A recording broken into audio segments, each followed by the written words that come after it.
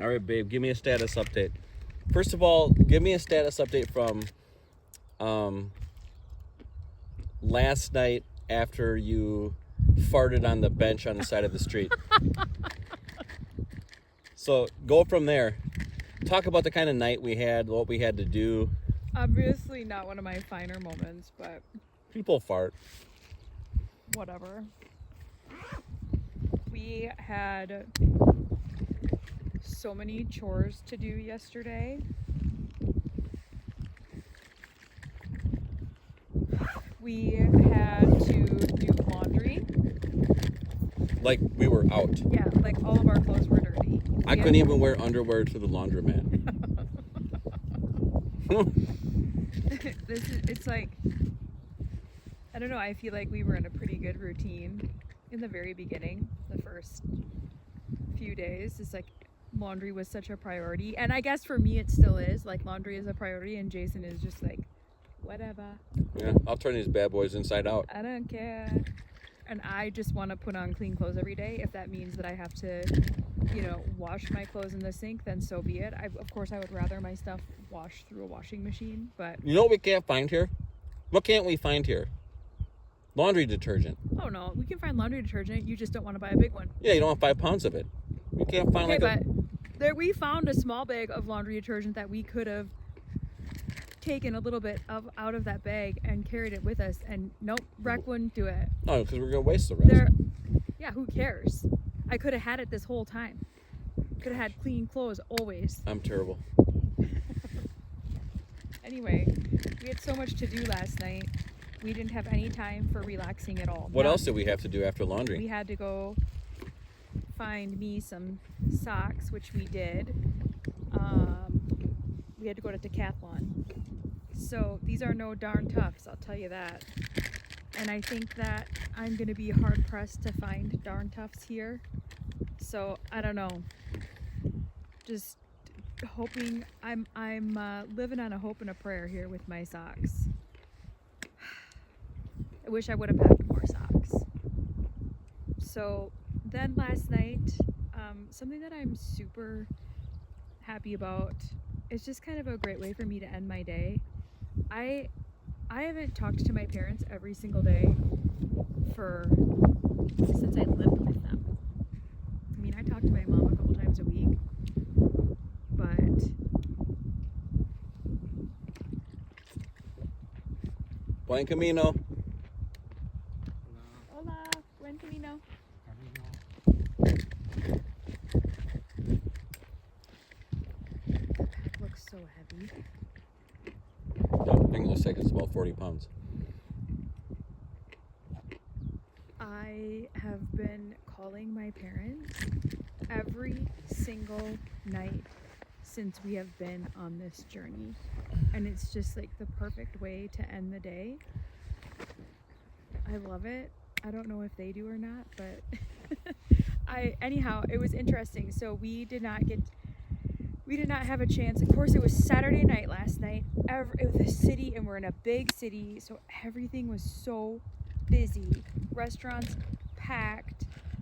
We finally found somewhere that just a small little rinky-dink place that really nobody was at, and it's obvious why there was nobody there. No. But while we were there, my mom sent me a text that said, "Your dad's waiting for your call."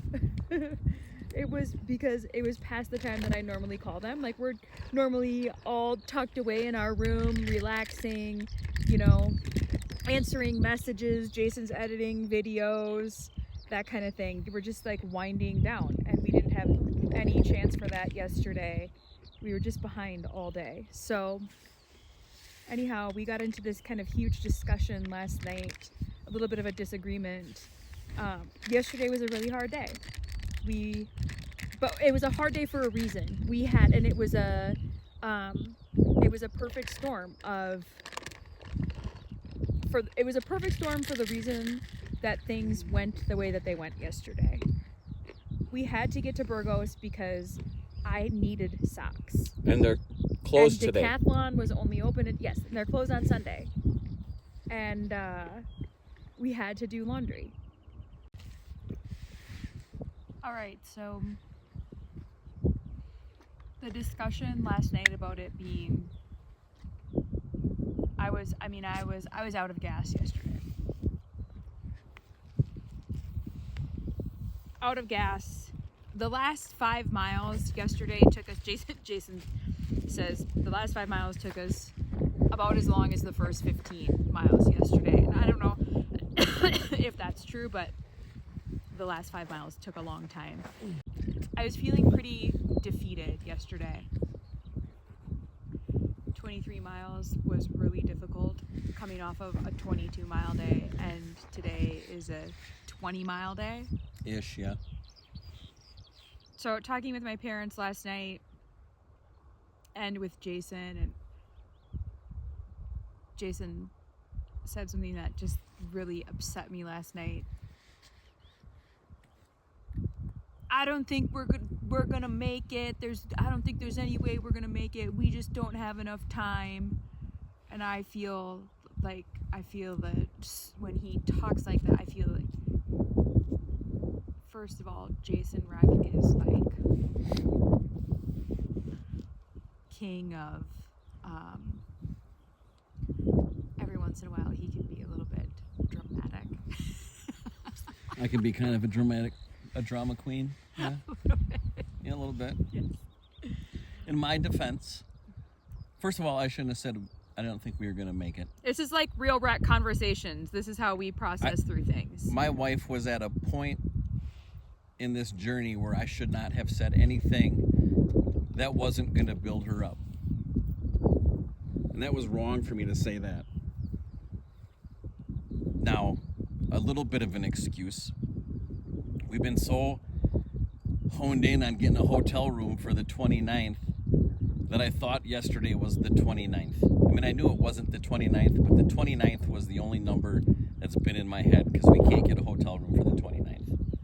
So I'm like, if we got like 20 more stages to go and it's the 29th, I don't think we're going to finish. That's the conversation I had in my head, but I should not have said that because I should be building her up, not tearing her down. And for me, when he said that, because you know, he is planning this whole journey. And that's a lot of responsibility. And he's very realistic about it. And so for him to say last night, we're never going to make it. We don't have enough time. We're never going to make it. I don't think we have enough time. And this is this conversation is all happening while we are talking to my parents. And, you know, it's, at the time, I think Jason was feeling very much like we were ganging up on him, when really the whole point that my parents were trying to make is like, just don't lose sight of what we're here for. And I appreciate that kind of perspective, and we need to be reminded. Yes, we are on a time frame. I think for people planning to do this journey, part of the stressful part of planning it is, like, let's say you want to do laundry and you want to have private accommodations with a private bathroom. You need to really be kind of focusing on the bigger cities. So as you're going through and you're planning your stages, you're like, okay, we can go from here to here, and that's going to give us a laundromat, it's going to give us private accommodations with a bathroom, but it's going to be 20 miles. Or we can go to this place and it's only 7 miles or 8 miles. But then the next day you got to do 19 miles to get back to a big city. So it's real tough if you're trying to check all these boxes of, you know, private accommodations, private bathroom, laundromat, a city big enough that there's some restaurants open. So that's been a challenge. There have been a lot of challenges. And definitely the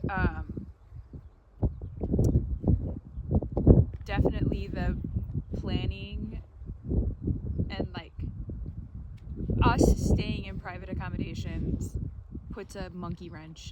throws a monkey wrench into the whole thing. We can't just roll up to a city and, you know, choose any albergue to stay at. Like that's not how we roll. There are going to be people that disagree with that, and that's fine. You know what? That's okay. You choose to do your Camino the way that you want to do it, and we are going to do ours the way that we want to do it. There's no right way. There's no wrong way. Everybody does it differently, and I feel like we shouldn't even have to say this, right? But I feel like I have to put it out there because somebody will come back with a comment about it. But it choosing to stay in private accommodations is throwing a monkey wrench into things, and it kind of takes a little bit of it's sucking a little bit of the fun out of the journey right now. Would you disagree? That's very stressful for me. Yeah. Because I went through a couple days ago and I planned all these big stages, and I had all these hotel rooms booked, which Booking.com's been another whole learning curve for me. Booking hotels over here. But then I realized that I got to cut back on these stage lengths. So then I got to go in and I got to cancel all the hotel reservations, and it's all in a different language. It's their language. I don't know enough Spanish. It's not, they don't know enough English. It just makes it challenging. It makes it challenging. So you book everything, you cancel everything, you rebook it, you change it. So it's been a challenge. But we're going to get to Santiago and we're going to get there together. Yeah, we are. Yeah. And there are going to be days like this. Yeah. They're not all going to be great. No. And that's not to say that, that's not to say that yesterday was a bad day. We've been talking about that too. Like there were really great things about yesterday. It was just a hard day. And we really enjoyed most of the day until especially the last 2 miles. Just the worst 2 miles of my life. Truly. Just hard. And the thing that is also kind of difficult, which once you get back and you get into your room and you take a shower, it's very rejuvenating for sure. It is. But like I said, we didn't have time like we normally do, where we just kind of sit down, lay down, put our feet up. We didn't have any time for that yesterday. And another part of what's hard about this whole thing is, like, once you're done walking for the day, like walking from point A to point B, there's still so much walking that needs to be done in the city, going to find something to eat. You gotta walk to laundry. Sure you gotta walk to laundry. Go to the market. Sure you have, water and snacks, and so it's all part of it. It's definitely, and it's funny, like everybody's perspective on it is a little bit different. It's just interesting. But Real talk with the Recks. Real talk with the Recks.